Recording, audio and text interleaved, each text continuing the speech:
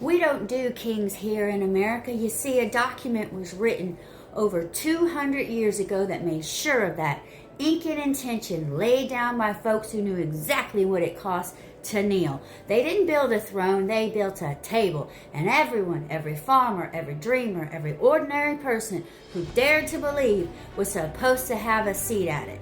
But somewhere along the way, a few people decided that crowns were easier to wear than character. They started mistaking applause for approval, power for purpose, and control for leadership. And that's why our latest Substack is called No Kings, the People's Line in the Sand. Because this moment right here isn't just politics, it's proportion. It's a test of who we are and what we're willing to remember. See, the founders didn't write perfection into that document. Oh no, they wrote participation. They left the story unfinished on purpose, and every generation has to pick up the pen and write its own part. This is our part, because we don't need more rulers, do we? We need reminders that leadership is borrowed, not owned, that power is temporary, but accountability is eternal.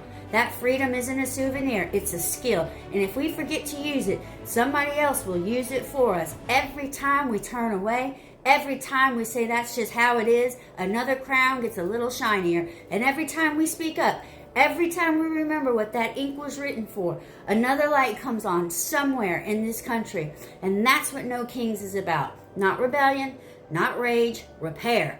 The kind that starts on porches, in classrooms, in quiet moments where people say, I still believe this place can get it right.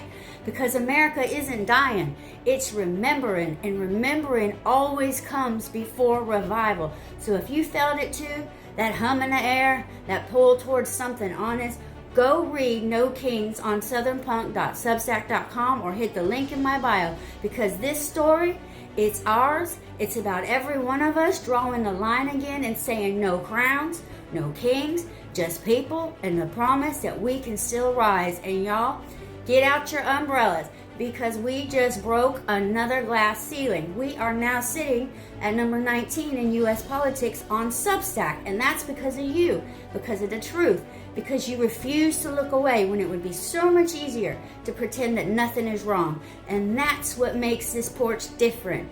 That's what makes it matter.